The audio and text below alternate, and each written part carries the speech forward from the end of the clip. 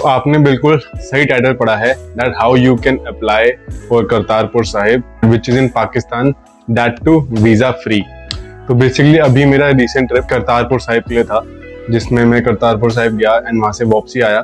तो मुझे कई लोगों के मैसेज आए कि how to apply for this, इसके लिए कैसे अप्लाई करेंगे और इसके बाद मतलब हमें क्या डॉक्यूमेंट चाहिए होंगे, पासपोर्ट पे ठप्पा लगता है, जो वीजा होता है वो लगता है या नहीं लगता। तो बेसिकली ये वीडियो उसके लिए है। तो विदाउट फर्दर अडू इसको शुरू करते हैं। तो करतारपुर जाने के लिए सबसे पहले 3 इंपॉर्टेंट थिंग्स। पहला, एनीबडी ऑफ एनी एज और किसी भी रिलीजन का जा सकता है, ऐसा नहीं है कि वो गुरुद्वारा है तो सिर्फ सिख लोग ही जा सकते हैं। दूसरी थिंग, 4 इंपॉर्टेंट डॉक्यूमेंट्स जो आपको वहां चाहिए होंगे। सबसे पहले पासपोर्ट, दूसरा ETA, तीसरा कोविड वैक्सीनेशन सर्टिफिकेट और चौथा चाहिए होगा RT-PCR टेस्ट। ये मैं आपको अभी आगे जाके पूरा एक्सप्लेन करूंगा। उसके बाद तीसरी थिंग, आप अपने साथ 11,000 रुपीज लेके जा सकते हैं और दूसरा आप अपने साथ 7 kg तक का मैक्सिमम लोड आपके पास आप अपने साथ ले जा सकते हैं, उससे ज्यादा नहीं ले जा सकते। और अब हम शुरू करते हैं सबसे पहले कि how to apply for Kartarpur Sahib. तो सबसे पहले गूगल पे जाओ, गूगल पे जाके हमें लिखना है करतारपुर कॉरिडोर। जैसे ही करतारपुर कॉरिडोर लिखोगे, सबसे पहला जो ऑप्शन आएगा पिलग्रिमेज टू करतारपुर साहिब, उसको क्लिक कर देंगे। क्या उसके बाद अप्लाई ऑनलाइन, अब ये 2 जगह पे अप्लाई ऑनलाइन लिखा हुआ है, अप्लाई ऑनलाइन किसी भी जगह पे करो। अप्लाई करने के बाद आपके सामने स्क्रीन खुलेगी जिसमें लिखा होगा इंडियन पासपोर्ट होल्डर या फिर OCI कार्ड होल्डर्स। अब OCI कार्ड होल्डर बेसिकली होता है ओवरसीज सिटीजनशिप ऑफ इंडिया, मतलब जो इंडिया के बाहर रहते हैं। तो हम इंडियंस हैं तो हम इंडियन पासपोर्ट होल्डर वाले में क्लिक करेंगे। इंडियन पासपोर्ट होल्डर पे क्लिक करने के बाद हमारे पास ऑप्शन आएंगे डेट के। तो किसी भी डेट में आप इसको अप्लाई कर सकते हो। अगर उसके साथ में यस लिखा आ रहा है, ग्रीन में लिखा आ रहा है, तो बेसिकली इसका मतलब है कि उस दिन पे स्लॉट्स अवेलेबल हैं। और अगर आप किस डेट पे कर रहे हो और वहाँ पे रेड में लिखा आ रहा है नो, तो उस दिन पे स्लॉट्स अवेलेबल नहीं है, तो आपको अपनी डेट चेंज करनी पड़ेगी। तो जैसे आप ये अप्लाई करोगे, अब यहाँ से शुरू होता है जो अपना एप्लीकेशन शुरू करते हैं। तो सबसे पहले ये 4 पार्ट में डिवाइडेड है। तो पार्ट A के अंदर जैसे आप देख रहे हैं, सबसे पहले आपको डालनी है अपनी पासपोर्ट की डिटेल्स। ये जितने भी डिटेल्स हैं आप पहले ये भरेंगे। जैसे ही आप ये भरेंगे, अब सेव एंड कंटिन्यू पे क्लिक करके शुरू होता है पार्ट B। पार्ट B में क्या होता है, पार्ट B में आप अपने सारे पूरा एड्रेस डालना पड़ेगा। उसके बाद आपको अपने डालना आधार कार्ड की details, pan card, blood group, email ID और उसके नियरेस्ट पुलिस स्टेशन, जैसे जहाँ पे आप रहते हैं आपका उसके नियरेस्ट पुलिस स्टेशन कौन सा है। जैसे अब ये डालेंगे, उसके बाद शुरू होता है पार्ट C। इसमें 4 क्वेश्चंस होंगे जिसके अंदर लिखा होगा यस और नो का ऑप्शन होगा। उसके अंदर ये है कि बेसिकली आपके ऊपर कोई क्रिमिनल केस तो नहीं चल रहा है या आपके पास या आपकी कोई कोर्ट की प्रीसीडिंग तो नहीं है, तो वो ऑप्शन है। अब अगर कुछ चल रहा होगा तो यस, जैसे आपका वो आंसर होगा यस होगा तो यस, अगर नहीं कुछ चल रहा है, सब कुछ ठीक चल रहा है तो नो करके आगे। तो उसको सेव एंड कंटिन्यू पे क्लिक करने के बाद अब हमारा शुरू होता है last part which is part D। Part D में क्या करना है, आपको अपनी रिसेंट फोटोग्राफ, जो पासपोर्ट साइज फोटोग्राफ होती है, वो अपलोड करनी है। रिसेंट ही करना, क्योंकि अगर आप रिसेंट नहीं करोगे, उनके वेरिफिकेशन में कुछ दिक्कत आई तो वो कैंसिल कर देंगे। तो अब उसके ही नीचे देयर इज ऑप्शन, इसके अंदर आप डालेंगे जो पासपोर्ट की फ्रंट साइड पे डिटेल्स होती हैं और जो बैक साइड पे डिटेल्स होती हैं वो। जैसे ही आप ये सेव एंड कंटिन्यू करेंगे, आपका जो एप्लीकेशन प्रोसेस है वो हो गया खत्म। अब आपका एक रजिस्ट्रेशन नंबर आपको प्रोवाइड किया जाएगा। अब ये रजिस्ट्रेशन नंबर प्लीज इसको अपना संभाल के रखें, क्योंकि जब भी आप नेक्स्ट टाइम जब लॉगिन करोगे इसी साइट के ऊपर, तो वो आपसे जो आपका रजिस्ट्रेशन नंबर है वो मांगेगा। तो इसको खोना नहीं है, इसको स्क्रीनशॉट करके रख लो या नोट करके रख लो। अब हमारी साइट से एप्लीकेशन जा चुकी है। अब इसके बाद जो नेक्स्ट प्रोसेस होता है वो क्या होता है, तो जैसे ही आपकी एप्लीकेशन जाएगी तो कुछ दिनों के अंदर क्या होता है, CID या जो इंटेलिजेंस के लोग होते हैं उनका कॉल आता है। तो किसी किसी लोगों को कॉल आता है, किसी किसी लोगों को कॉल नहीं आता। किसी किसी लोगों से कई डॉक्यूमेंट्स मांगेंगे, जिसमें आपका मांगेंगे डोमिसाइल, आपका passport, Aadhaar card, PAN card, recent photograph, recent जो पासपोर्ट साइज फोटोग्राफ होगी, फिर वो आपकी कंपेयर करेंगे और उसके बाद वो ग्रीन टिक दे देंगे कि हाँ भाई ये ठीक है। और किसी किसी केस में ऐसा भी होता है कि वो घर पे आ जाते हैं चेक करने के लिए कि भाई बंदा सही है, वेरिफिकेशन पूरा करने के लिए। तो मेरे केस में हमेशा तो ऐसा कुछ भी नहीं हुआ था। मेरा जो फ्रेंड मेरे साथ गया था, उसको कॉल आया था ये पूछने के लिए भाई वहाँ पे क्यों जा रहे हो, किस लिए ऐसे ऐसे करके, तो फिर उसका भी अप्रूव हो गया। तो ये होता है, ये 4 सिचुएशन जो यूजुअली होती हैं। अब हम आते हैं इम्पोर्टेंट डॉक्यूमेंट्स के ऊपर। तो जो इम्पोर्टेंट डॉक्यूमेंट जो हमें चाहिए वो मैंने आपको पहले बताया कि पासपोर्ट, तो सबसे पहले वैलिड पासपोर्ट होना चाहिए। दूसरा है ETA होता है इलेक्ट्रॉनिक ट्रैवल ऑथराइजेशन। ये कैसे जनरेट होता है? जब हम अपनी एप्लीकेशन भेजते हैं तो जो हमारे पास जाने से पहले हमें ETA मिलता है। ETA बेसिकली एक अप्रूवल है कि हाँ भैया वहाँ पे जा सकते हो, करतारपुर कॉरिडोर जा सकते हो। तो ETA ऐसा होता है कि 4 दिन पहले तक मिल जाता है। कभी कभी ऐसे केसेस भी हो जाते हैं कि आपको कल जाना है और अभी तक आपका ETA नहीं आया, तो लोग क्या करते हैं, जब अगर पूरा सब कुछ डॉक्यूमेंटेशन सब कुछ हो चुकी है तो वो अपने ट्रैवल शुरू कर देते हैं, ताकि जब वो वहाँ पहुंचे तब तक ETA आ जाए। यूजुअली ETA आ जाता है, एंड डेट तक भी आ जाता है। उसका जो तीसरा डॉक्यूमेंट है वो है कोविड सर्टिफिकेशन का। अब जो दोनों डोजेस के जो कोविड सर्टिफिकेशन होता है उसका भी प्रिंट आउट चाहिए होगा आपको अपने साथ, तो वो भी कैरी करना, और ETA का भी प्रिंट आउट चाहिए होगा।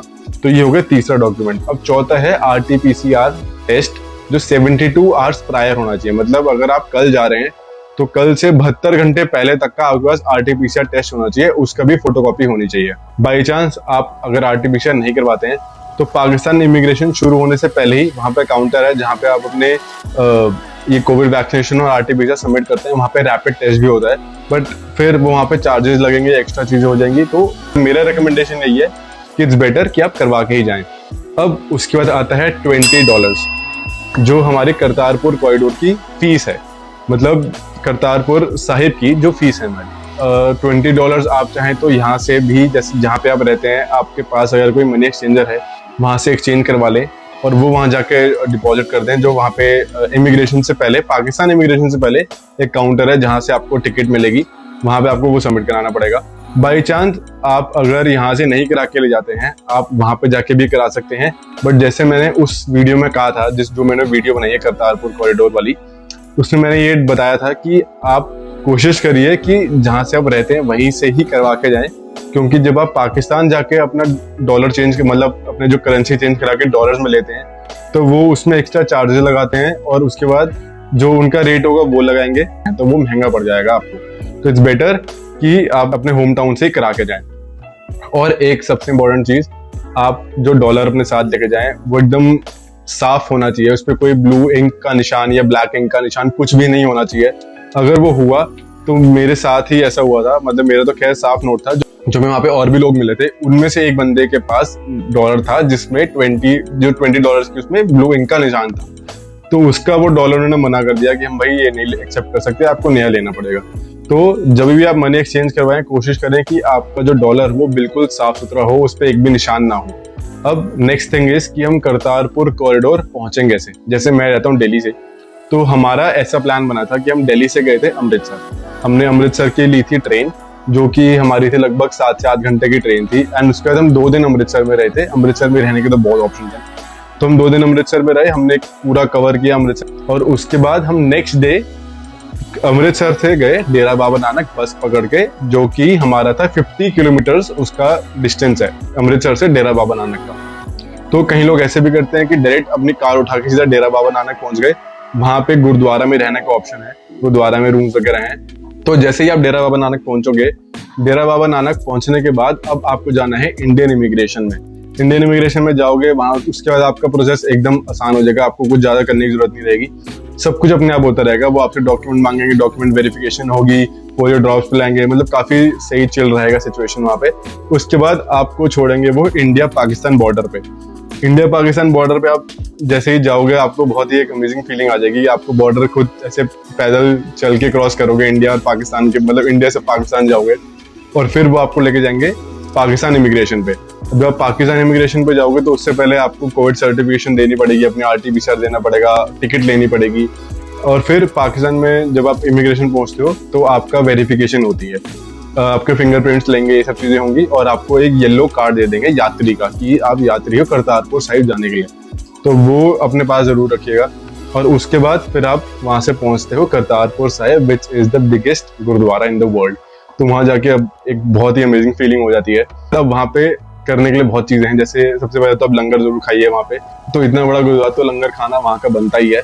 दूसरा चीज, अब वहां पे जो पाकिस्तानी लोकल्स हैं उनसे बातचीत करिए, बहुत मजा आता है। मेरे को तो बहुत मजा आया था। मेरे केस में तो ऐसा हुआ था कि खुद ही पाकिस्तानी लोग आके मुझे बोल रहे कि हमें आपके साथ फोटो खिंचवानी है, मतलब बातचीत करते थे। बहुत ही एक होमली वाली फीलिंग थी वहां पे। पूरा गुरुद्वारा प्रेमिसेस में घूमें, सब कुछ करें और दर्शन करें। और फिर उसके बाद एक वहाँ पे मार्केट भी है, तो अब वहाँ पर जाके पाकिस्तान की मार्केट है वो, तो वहाँ पे आप जाके शॉपिंग वगैरह जो जैसे कुर्ता ये सब चीज़ें, बहुत सारी चीज़ें वो सब भी ले सकते हो। तो वो सब करने, अच्छा गुरुद्वारा के अंदर सरोवर साहिब भी है, तो जिन जिन को अगर वहाँ पे स्नान करना होता है तो वो वहाँ पे स्नान भी कर सकते हैं। तो मतलब पूरा एक दिन का बड़ा एकदम सही टूर बन जाता है वो। तो आप, ऐसा नहीं है कि आपको अब वहाँ पहुँच गए, हाँ जी हम एक दिन 2 दिन के बाद आ जाएंगे, ऐसा नहीं है। वो 1 डे टूर ही है। आप सुबह पहुँचोगे एंड 4:30 वहाँ पे अनाउंसमेंट होनी शुरू हो जाती है कि जितने भी इंडियंस जो हैं भाई बहन हैं उनसे रिक्वेस्ट है कि जहाँ से उनको पिक किया था वहाँ पे आ जाओ। तो उधर से आपको ओवर वापसी आपको पाकिस्तान इमिग्रेशन के बाद इंडियन इमिग्रेशन, फिर वहां से आप बाहर चले जाते हो। तो बहुत ही अच्छा टूर रहता है, बहुत ही मजेदार रहता है। अब कुछ इंपॉर्टेंट टिप्स जो कि मेरी साइड से जो मुझे फील हुआ वहां पे जाने के बाद, वो मैं कुछ चीजें शेयर करना चाहता हूँ। सबसे पहले जो गुरुद्वारा है वो पूरा ओपन है, सबसे बड़ा गुरुद्वारा है वो, और वो पूरा ओपन है।